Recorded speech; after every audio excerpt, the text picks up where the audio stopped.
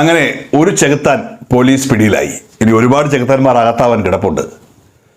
ചെകുത്താന്മാരുടെ ഒരു ലോകമാണ് social media എന്ന് പലപ്പോഴും തോന്നിയിട്ടുണ്ട്. ഏതെങ്കിലും ഒരു മുറിയിൽ ഒളിച്ചിരുന്നു കൊണ്ട് മറ്റുള്ളവരെ എന്തും ഏതും വിളിക്കാവുന്ന വ്യക്തിഹത്യ നടത്താൻ പറ്റുന്ന ഒരു ഇടമായി സോഷ്യൽ മീഡിയ മാറിയിരിക്കുന്നു. അതിൻ്റെ ഏറ്റവും ഉത്തമ ഉദാഹരണമാണ് ഈ ചെകുത്താൻ.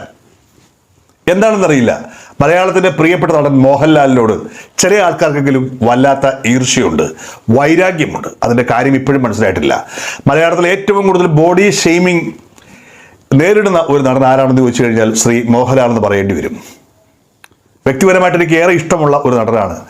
അതായത് നടന വൈഭവം, സോഷ്യൽ റിയാക്ഷൻസുകൾ. നമുക്കറിയാം, വയനാട് പോലൊരു വലിയ ദുരന്തത്തിൽ അദ്ദേഹത്തിൻ്റെ ഇടപെടൽ ഒരു വലിയ കാര്യം തന്നെയായിരുന്നു.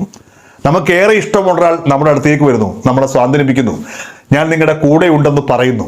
അദ്ദേഹം അത് മാത്രമല്ല ചെയ്യുന്നത്, അദ്ദേഹത്തിൻ്റെ അച്ഛൻ്റെയും അമ്മയുടെയും പേരിലുള്ള